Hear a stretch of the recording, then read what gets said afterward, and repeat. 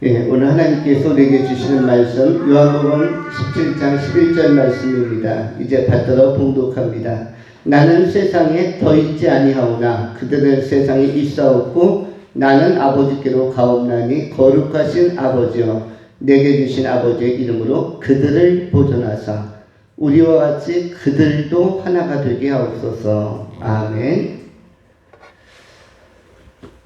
오늘 이 시간 요한복음 17장 11절 통해서 하나 되게 하소서라는 제목으로 말씀을 전하겠습니다.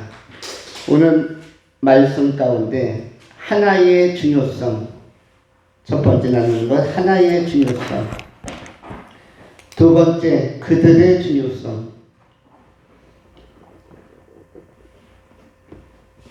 하나의 중요성. 우리 교회에도 하나라는 자매가 있는 것으로 알고 있지만 그러나 하나는 중요하다. 하나가 뭐다? 오늘 본문에 나오는 아주 중요한 핵심 용어 중에 하나입니다. 11절 나는 세상에 더 있지 아니하오나 그들은 세상에 있사옵고 나는 아버지께로 가옵나니 거룩하신 아버지여 내게 주신 아버지의 이름으로 그들을 보존하사 우리와 같이 그들도 무엇이 되게 하옵소서? 하나가 되게 하옵소서. 하나라는 것은 굉장히 민감하면서도 중요한 일입니다. 사실 가족도 행복한 가정은 하나 되는 가정, 부부가 하나 되고 그리고 자녀가 하나 되고 하나가 될 수 있다면 또 부모님이 하나 되고 친지가 하나 되고 형제 자매가 하나 되고 하나 될 수 있다면 이것보다 더 행복한 가정은 없습니다. 성공한 가정이 행복한 것이 아니라 하나 된 가정이 하나 된 부부가 가장 행복한 것입니다. 그런데 하나는 우리 민족에게 있어서도 하나 되는 것은 굉장히 중요한 일입니다. 물론 쉬운 일은 아닐 수가 있습니다. 현재 우리 전 세계 400개 국가 중에 우리 대한민국만이 하나 되지 못한 영토 분쟁 또는 민족 분쟁의 상태로 분열되어져 있습니다. 최근에 어떠한 정치 지도자들은 이렇게 제안을 하기도 합니다. 남한과 북한은 독립국가로 해서 앞으로 통일은 하지 말자. 그런데 잘 아시는 것처럼 통일을 하지 말자라는 선언 안에는 아주 무서운 두 가지의 전략과 전술이 내포되어 있습니다. 그 기초에는 어떤 것이 있습니까? 하나 되지 않고 그냥 남한과 북한으로 가자라는 것은 두 국가론인데 이 두 국가론은 적화 통일을 위한 점진적인 제안이라고 할 수가 있습니다. 왜 적화 통일일까요? 우리는 우리의 꿈은 우리의 소원, 우리의 꿈은 통일이라고 노래를 부르기도 했습니다. 그래서 우리 남한은 끊임없이 앞으로도 통일되는 그날이 오지 않을까를 기대합니다. 그러나 북한은 두 국가는 통일은 하지 말자라고 제안을 했습니다. 그럼 왜 통일을 하지 말자고 제안할까요? 한국의 정치 지도자들뿐만 아니라 북한의 김정은이라는 통치자도 이제 통일은 없다, 통일을 하지 말자라고 외쳤습니다. 그런데 이것이 정말 통일하고 싶지 않다는 뜻일까요? 적화 통일을 하고 싶다는 뜻일까요? 이것은 적화 통일을 하고 싶다는 뜻입니다. 그런데 이게 약간 고도화된, 위장된, 포장지로 잘 쌓여진 제안입니다. 왜 그러냐면 두 국가가 형성된다고 생각하면 두 국가가 형성되면 대치 상태는 일단은 끝납니다. 현상적으로. 그리고 두 국가는 서로 상호 개방하면서 여건을 통해서 국가가 다르기 때문에 여행을 갈 수가 있습니다. 남한은 북한으로, 북한은 남쪽으로.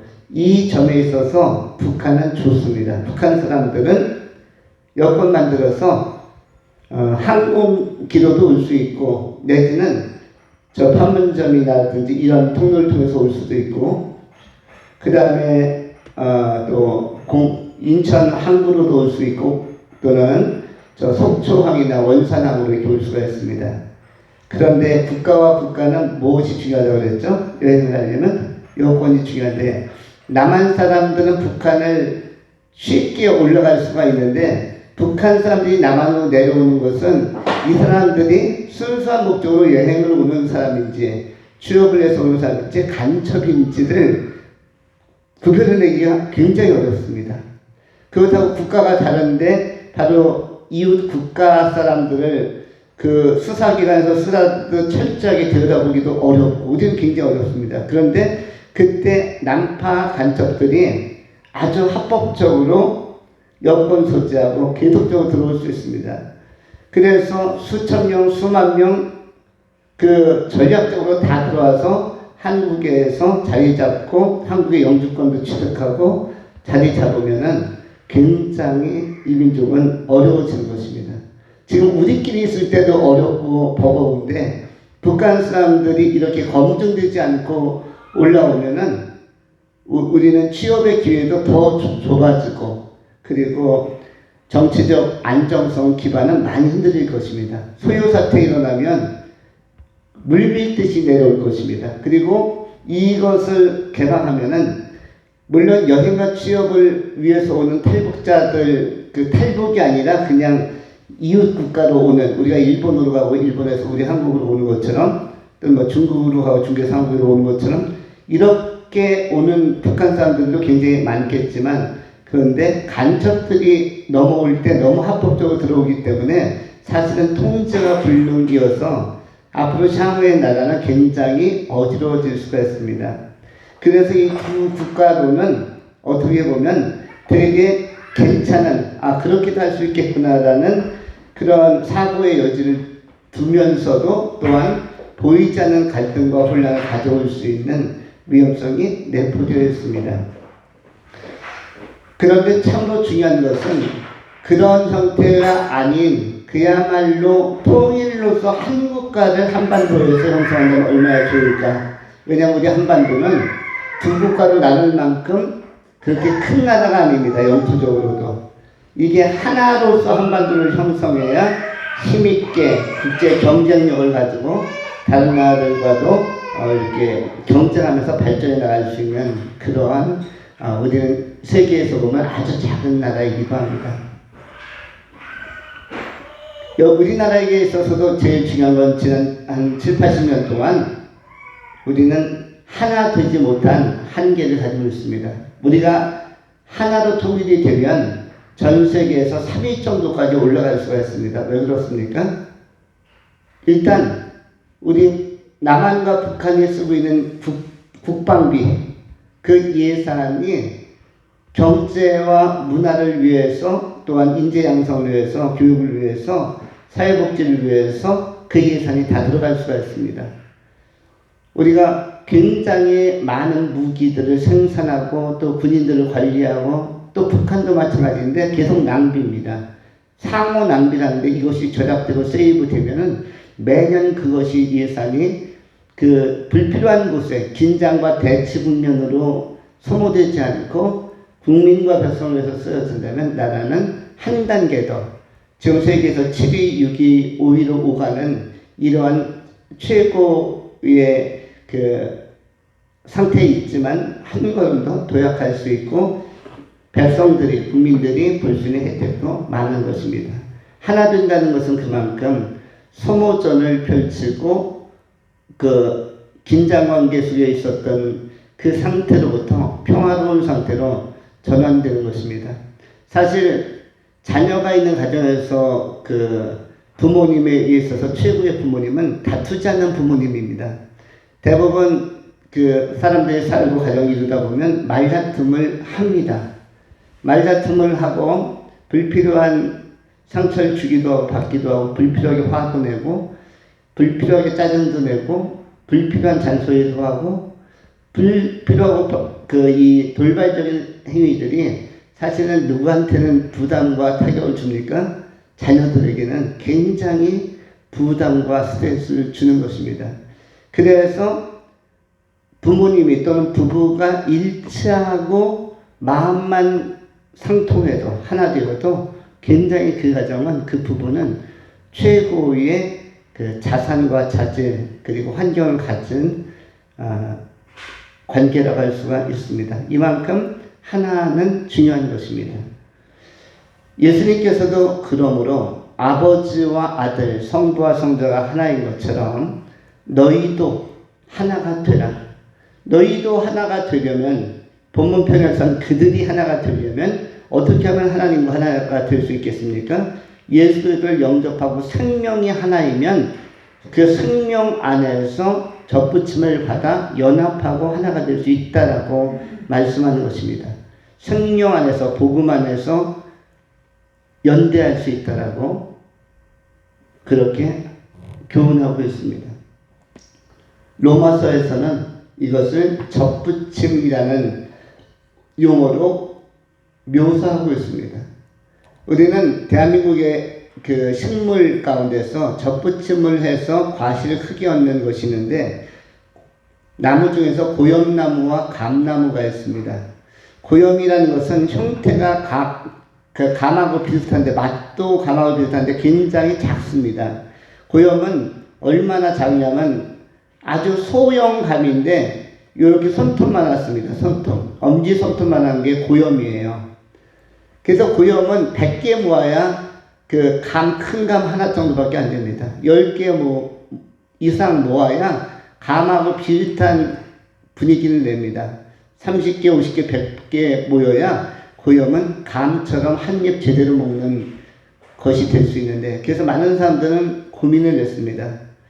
이 고염과 감은 굉장히 유사한데 어떻게 맛은 더 좋은 고염, 감이라는 건 약간 떫은 맛이 나기 때문에 떫지 않고 단맛이 나는 고염을 갖다가 형태적으로 형질적으로 감하고 너무 유사한데 이것을 감처럼 만들 수가 있을까 해서 나온 것이 무엇입니까? 그래서 나온 것이 접붙임인 것입니다. 그래서 시도해 보았습니다.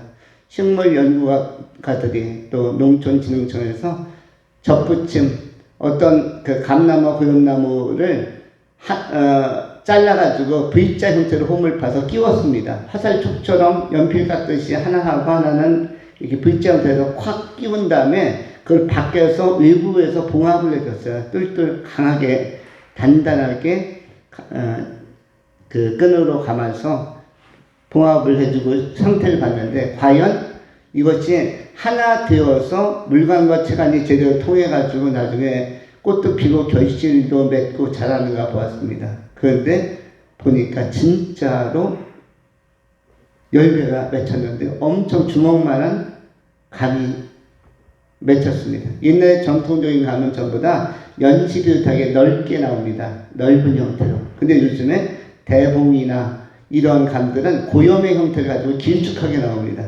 그래서 길쭉한 감나무들이 형성되었는데 이것이 대부분 접붙임을 통해서 형성되어진 새로운 형태의 조금은 발전된 유형의 감이라고 할 수가 있습니다. 그것이 고염과 감의 접붙임을 통해서 나타나는 것이죠. 하나라는 것이 잘 융합이 되어지면 좋은 결과를 가져올 수도 있습니다. 요즘은 대추도 전통적인 대추가 맛은 있는데 먹을만한데 좀 작아서 그 대추 자체도 크지 않지만 그 안에 씨앗이 너무 커가지고 조금 과실을 먹다 보면 씨가 이빨에 걸려서 좀 더 큰 대추는 없을까 해가지고 요즘은 그야말로 왕대추 내지는 토마토 대추 해가지고 거의 어린아이들 주먹만한 대추들이 나오기 시작했습니다. 우리 하나의 주먹만한 그런 대추들이 큰 대추, 기존의 대추보다 한 3배 정도씩 큰 대추가 요즘 출시되고 있습니다. 우리에게 있어서 하나는 시너지 효과를 크게 가져옵니다. 우리 성도들도 시너지 효과를 가져오는 삶을 살려면 내 능력보다 더 잘 살고 내 능력보다 더 잘 되고 내 능력보다 더 잘 쓰임받기 위해서는 하나님과 연합을 통한 하나됨을 통한 시너지 효과를 크게 덧입어야만 합니다. 우리의 노력과 우리의 자질만 가지고 우리 인생은 밋밋하거나 버겁게 살 수밖에 없습니다. 성경 창세기 3장에도 아담과의 범죄 이후로 우리는 이마에 땀을 흘려야 하고 여러 가지 수고를 해야만 간신히 인생을 지탱하게 되어져 있는데 우리는 우리 관계 안에서 우리가 만난 사람들 안에서 또 가족 안에서 하나 되는 것, 교회 공동체 안에서 하나 되는 것, 이것이 굉장히 중요합니다.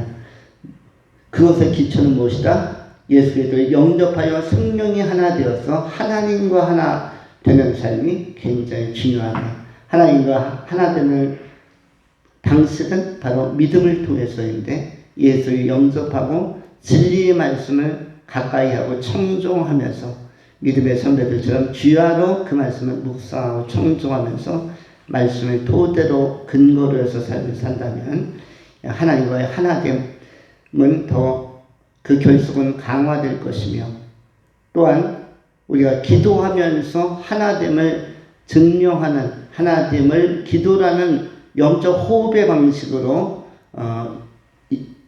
이어간다면 우리 하나님께서 하나됨을 더 확실하게 우리에게 경험시켜 주실 것입니다. 하나님과의 일치감, 하나님과의 결속과 단결, 연대를 통해서 여러분의 삶이 여러분의 능력 이상으로, 여러분이 준비하는 것 이상으로 풍성하고 형통하고 귀한 연을 맺어가실 수 있기를 축원합니다. 두 번째로 나오는 것은 그들의 중요함.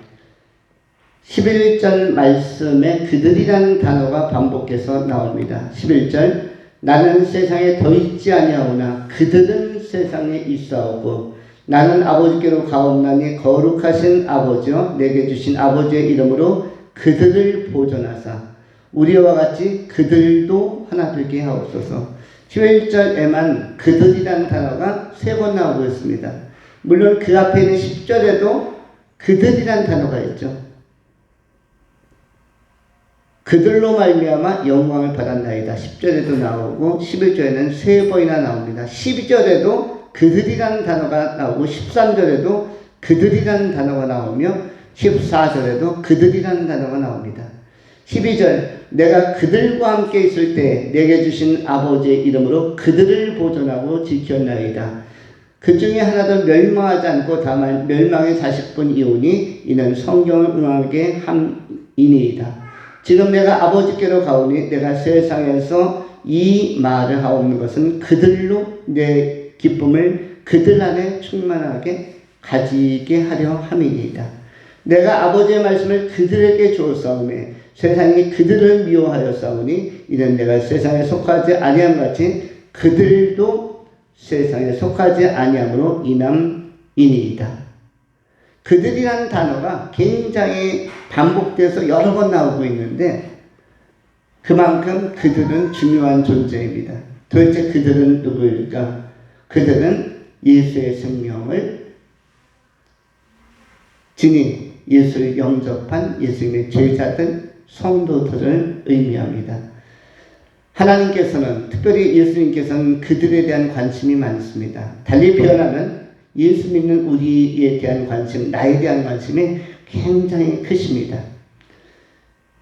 그들, 예수 믿는 우리의 성도들에게 있어서 오늘날 필요한 것은 그림을 크게 그리는 것입니다. 성도들은 누구나 다 미술가가 될 수 있어야 하고 또 설계가가 되어야만 합니다. 인생은 어떻게 하는 것이다? 그림을 그리는 과정입니다. 경험이 적거나 지식이 적거나 또는 활동 영역이 적을 때 또는 연수할 때는 그림을 작게 그립니다. 어린아이들이 그리는 그림, 낙서한 걸 보면 조그맣게 인형을 그리거나 아니면 사람 얼굴을 그리거나 이렇게 연습장이나 아니면 어떤 메모지나 이런 데 조그맣게 사람을 그립니다.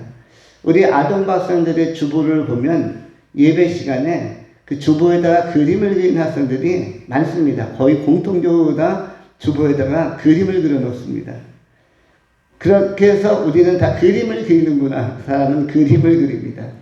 그런데 그림은 경험의 폭과 정비례에서 나오기 때문에 좋습니다. 좁게 협소하게.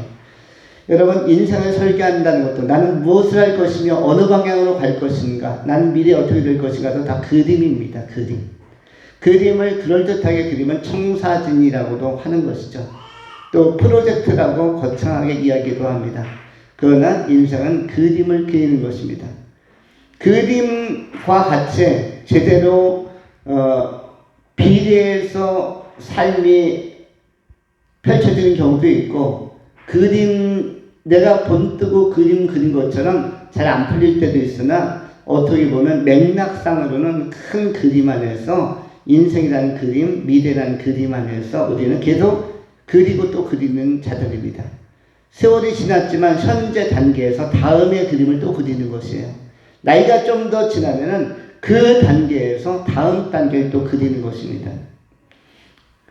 우리는 어떻게 보면 다 작은 화가요, 스케치하는 그러한 그림에 심취한 사람들이라고 할 수가 있습니다. 그려보고 이 색깔도 입혀보고 저 색깔도 칠해보고. 그 색깔은 뭐죠? 그림 그리고 설계하고 나서 우리가 선택하는 것이 색깔입니다. 이것도 선택해보고 저것도 선택해보고. 우리가 돈을 가지고, 용돈을 가지고 어떤 매장에 갈 때, 또는 카드를 가지고 백화점이든 뭐 어떤 시장이든 옷가게든 갈 때 옷을 사야겠다 하면은 가게 들어가기 전에 내가 가진 돈과 내가 구매하려고 하는 유형의 옷에 대한 그림을 그려봅니다. 또 큰 매장에 가게 되어지만 내가 상상하지 못했던 옷들도 굉장히 눈에 띄는 옷들도 많이 눈에 들어올 것입니다. 그러면서 선택을 하게 됩니다. 내가 가지고 있는 상상으로 가지고 있었던 그림에다, 마음의 그림에다가 선택이라는 색깔을 입히는 것이에요. 그래서 어떤 때는 초록색을 만져보기도 했다. 어떤 때는 하얀색을 만져보기도 했다. 어떤 때는 곤색을 만져보기도 했다. 어떤 때는 보라색을 만져보기도 했다. 어떤 때는 갈색을 만져보기도 했다. 어떤 때는 검정을 만져보기도 했다. 신발 가게에 들어가도 마찬가지입니다. 다양한 유형의 신발이, 로퍼들이 나와 있을 때, 샌들들이 나와 있을 때 거기다가 어떤 걸 선택할 것인가, 어떤 색깔로, 어떤 디자인으로, 굽은 1cm가 좋은지 2cm가 좋은지 3cm가 좋은지 5cm가 좋은지, 아니면 이번 기회에 한 7cm 정도로 시원하게 높이 한번 신어보자 해서 7cm, 9cm까지 높은 걸 선택할 수도 있습니다. 이렇게 이 선택이 뭐다? 내가 그린 그림에 색깔을 입히는 것입니다. 인생의 그림은 선택으로 색깔을 칠하는 것입니다. 스케치는 마음으로 하는 것이고, 마음으로, 생각으로, 안목으로 하는 것이고, 스케치한 그 그림에다가 선택이라는 색깔을 채색하는 것입니다. 그 선택한 색깔을 가지고 만족해 하기도 하고 후회하기도 하는 것입니다. 내가 왜 그런 선택을 했을까? 왜 그 색깔을 칠했을까? 그 색깔 칠하면 굉장히 예쁘게 작품이 나올 줄 알았는데 막상 칠하고 보니 아니네. 내가 그 옷을 갈색을 선택했는데 입으면 우아할 것 같았는데 막상 입어보니 좀 칙칙해 보인다. 나한테 잘 안 어울리는 것 같다. 그렇다고 해서 몇 번 입었기 때문에 물르기도 어렵고, 그래서 선택해놓고 후회하기도 합니다. 그러나 그럼에도 불구하고 인생은 뭐다? 계속적으로 선택하면서 색을 칠하고 그림 그리고 또 나가면서 그림을 그리고 선택하고 색을 칠하는 과정의 연속이라는 것을 기억할 수 있기를 바랍니다. 결론적으로 더 큰 그림을 그려야 합니다. 세상 사람들은 인생이라는 그림을 그리지만, 그러나 우리 그리스도인들은 영생이라는 그림을 그리기 시작해야만 합니다. 지상을 넘어서서 그 다음부터 살아낼 너무나 길고도 너무나 아름다운 영원한 세상에 대한, 영생에 대한 관심을 갖고 거기에 대한 구체적인 그림을 그릴 필요가 있습니다. 천국에 들어가면 나는 어떠한 삶을 살 것인가? 천국에 들어간 사람들은 얼마나 행복할 것인가? 천국은 얼마나 아름답고 환경이 좋은 곳일까? 좀 더 구체적으로 생각하면서 사모하는 마음을 가지고 그림을 그려가야만 합니다. 그리고 천국에서 하나님께서 주신 그 상급이 얼마나 소중한지에 대한 기대감도 우리가 키워가는 것이 중요합니다. 천국은 상급이 있는 나라입니다. 그래서 믿음의 선지자들이나 사도들도 그 수고와 핍박과 어려움에도 불구하고 복음을 가지고 인생을 살았고, 세상에서 많은 사람들처럼 부유하거나 주목받지 않았음에도 불구하고 때로는 무명한 것 같이 살기도 하였으나 하나님 나라에서 유명한 자로서 삶을 살아갔습니다. 이것도 전부 다 뭐다? 색깔을 칠하는 것인데, 이 색깔은 무엇이다? 영성의 그림은 믿음의 선택, 내가 조금 더 주께로 나가는 결단의 선택이 바로 색깔들입니다. 내가 날마다 힘써 주님을 가까이 하려고 하고 한 페이지의 성경을 열고 또 열고 하나의 성령의 말씀을 또 읽고 외우고 암송하고 또는 전해보기도 하고, 이렇게 하나님께로 가까이 나가려고 하는 결단들이 우리가 채색할 수 있는 영적인 색깔들, 아름다운 선택, 고귀한 선택이라고 할 수가 있습니다. 이름으로써 영성의 그림을 완성도 높게 그려가는, 오늘 본문에서 그들이라고 예수님께서 지칭한 훌륭하고 복되고 보배로운 하나님께 사랑받고 보호받는 하나님의 이름으로 축복받는 귀한 성도님들의 삶이 되실 수 있기를 축원합니다. 기도하겠습니다. 할렐루야. 존귀하신 하나님 감사합니다. 오늘 하나님의 성령 말씀을 통해서 하나됨의 중요성과 그들의 중요성, 성도의 중요성을 살펴보았습니다. 인생은 그림의 과정인 줄 알고 우리가 작은 그림으로부터 인생의 좀 더 큰 그림과 나아가 영성의 원대한 그림을 제대로 그리고 선택과 영적 결단을 통한 채색을 조화롭게 잘하는 복이 있는 사람들, 또 이 땅을 넘어설 때에는 상도 있는 행복한 지혜자들이 다 되게 하여 주시옵소서. 우리 구주 예수 그리스도 이름으로 축복하며 기도하옵나이다. 아멘.